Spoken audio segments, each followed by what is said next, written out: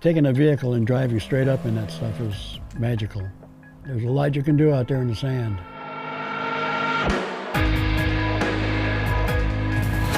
When you're trying to go as fast as you can through that terrain, that's really where you're at in war with the desert.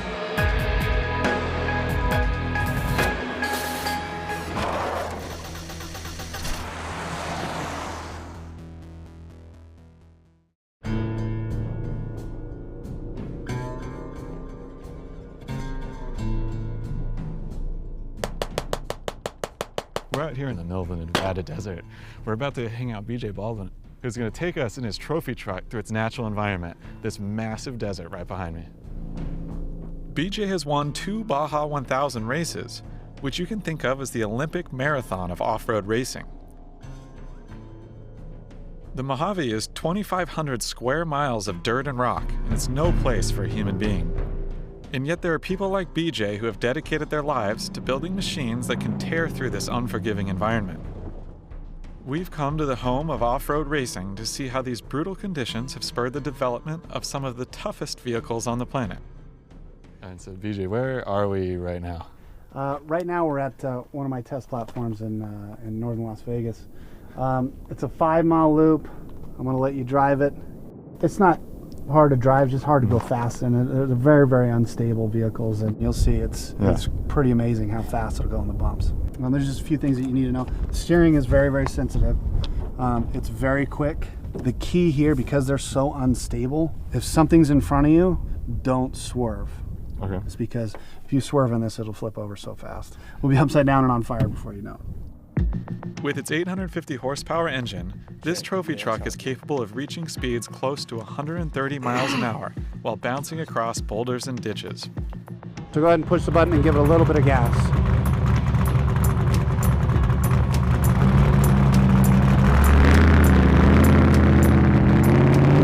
Oh, this is so awesome.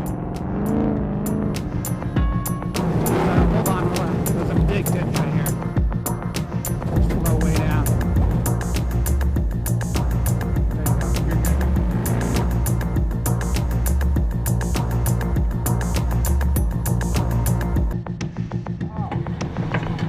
Holy shit.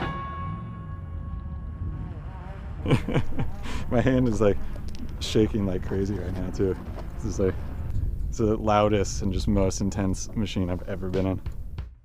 BJ and his trophy truck are the result of a decades-long evolution in off-roading. The beginning of this history can be found across the desert at a weathered dune buggy ranch run by Willie Kalasian. This dusty plot of land is where he calls home. He has spent the majority of his life building and resurrecting dune buggies.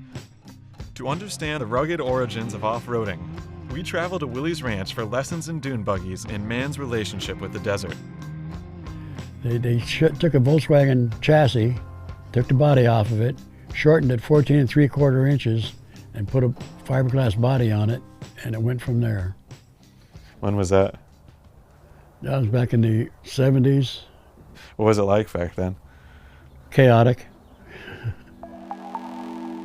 It's an adrenaline rush. You're out in the middle of the desert, you go from point A to point B, and all the time the clock is running. You're racing the clock more than you're racing anything else. You're going for the checkered flag in that race vehicle. You sacrifice anything you need to finish the race. What is it about the dunes out there that freedom? Freedom. Freedom. As long as you don't go wild, there's a lot you can do out there in the sand. Willie's love of VW bugs ties back to the early days, when off-road racing meant not much more than buying bigger tires. But as dune buggy racing got more popular, the vehicles got beefier and faster. Through the 80s and 90s, Class 8 trucks were largely the top dogs, blasting through the desert with 600 horsepower V8s. But the Class 8s were based on trucks you could buy from a dealership, which drastically limited how radical their suspension could be. Once the trophy truck, with its full-tube chassis, was introduced in the mid-90s, engineers suddenly had a free hand to design far tougher and capable suspensions, which in turn meant they could safely use more powerful engines. And that brings us back to BJ and his Las Vegas shop, which focuses entirely on building the fastest trophy trucks on Earth. We have all the intelligence as it relates to being able to improve any type of off-road vehicle. And I'm fortunate enough to say that, I can do that. Because there's so many different classes of racing. So like you race trophy trucks. What defines that? Various other classes, they have rule books that are 25 pages, 50 pages, 60 pages. The trophy truck rule book is 1 page. That's what makes it so cool. You can build whatever you want. There's not many restrictions. It's hard to tell on camera, but trophy trucks are big. BJ's truck is powered by an 850 horsepower V8, which is wrapped in a full tube frame chassis. Mounted on each corner are massive 4.5-inch bypass shocks and coilovers, which control 39-inch tires. So many variables that can go wrong, and it's got 2 or 3 more dimensions than any other motorsport. We can put the motor in the front, we can put the motor in the back, we can put the fuel cell in the front. Whatever you can possibly imagine that you think is going to go faster than everything else, you can build it and bring it to the party. Every vehicle in here has a support role to the race truck.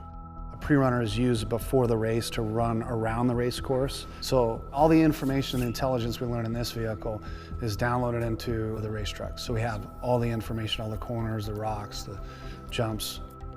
This one was constructed out of an older 1978 Chevy Blazer.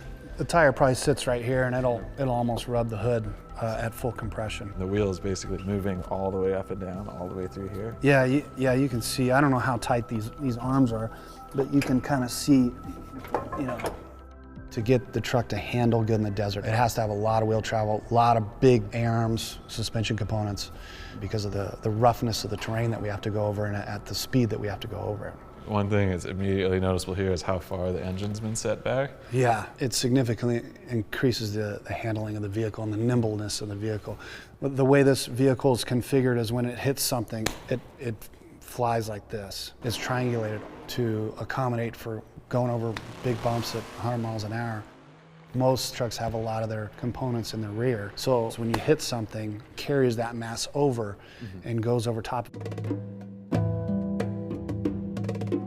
Vegas is kind of like the heart of off-road racing, right? Yeah, I would say Vegas and Southern California, but Vegas has all the best availability. This city turns right in the desert, and I have a 13-mile test platform 20 minutes south of the Las Vegas Strip. So what's this route that we're going on? What's it like? Is it similar to the race courses that you ride on, or? It's an old qualifying loop for a Mint 400 course. So. It's reasonably rough. It's about 5 miles.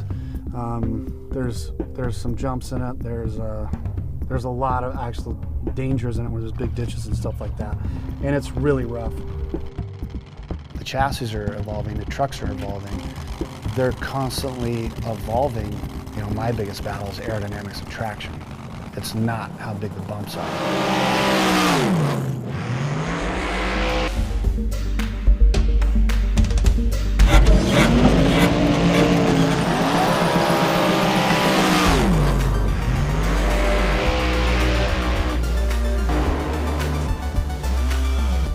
The desert's harsh conditions have kept humans from inhabiting much of its land.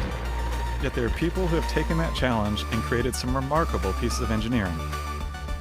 Whether it's the birth of off-roading, seen through the bare-bones buggies coming from Willie's yard, or the futuristic, tech-infused trophy trucks built in BJ's garage, these vehicles are 2 answers to an old question. How do we get to where we want to go as fast as we can? Been here about 35 years and loving it. Don't ask me to go to the big city. I don't want to go. And if Willie's right about the freedom that's out in the desert, off-road vehicles are the best way to obtain it.